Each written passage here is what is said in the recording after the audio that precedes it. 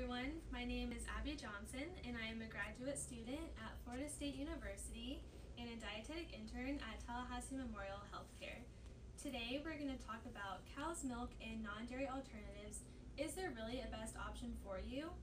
Many people like to drink traditional cow's milk, but for many different reasons other people like to drink other milks, often called non-dairy alternatives, which tend to be plant-based, and we have them here. Some things to consider when buying milks are how much protein does it have, how much fat or saturated fat does it have, and does it have added sugar, because a lot of non-dairy alternatives come in sweetened types that have added sugar to them. However, most of them do have a little bit of naturally occurring sugar, but that's not something we want to worry about right now. So other things to consider about milks is that all cow's milk and most non-dairy alternatives are a great source of calcium and vitamin D, as well as being fortified with vitamin A and other B vitamins. So let's talk about soy milk.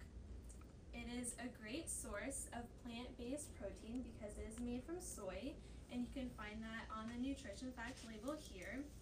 And it does contain fat, but most of it is unsaturated fat, which is the kind that is good for heart health. Now we have almond milk, and even though it is made from almonds, it is very low in protein, and out of all of the non-dairy alternatives, it tends to be the lowest in calorie, especially when you get the unsweetened types. Now I encourage you to choose the unsweetened types of milk whenever possible to decrease the amount of added sugar, and that will also lower the calories in it.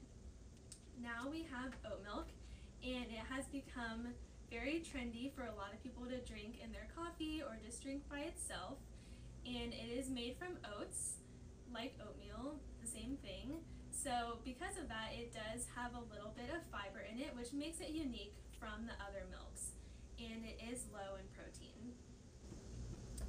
Now we have coconut milk, and it is made from coconuts, and it tends to be higher in fat and saturated fat.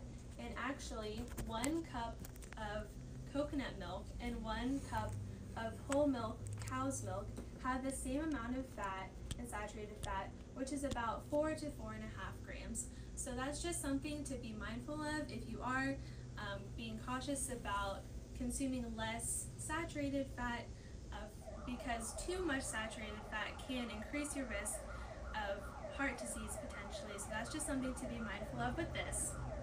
And it is low in protein. Now we have the good old-fashioned cow's milk, and as I mentioned, the whole milk tends to be higher in fat and saturated fat, but if you choose the low fat, like this right here is the 1%, or the non-fat milk, it will be lower in fat and saturated fat. And of course, it is a great source of protein. So overall, the non-dairy alternative that is most similar to cow's milk is soy milk, because they both are great sources of protein.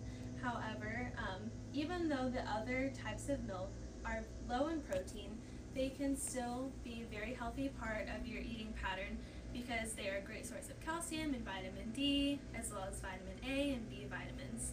So is there really a best option for you? Well, no. It depends on your needs and priorities and how the milk is going to fit in your eating pattern. So overall, all of these can fit.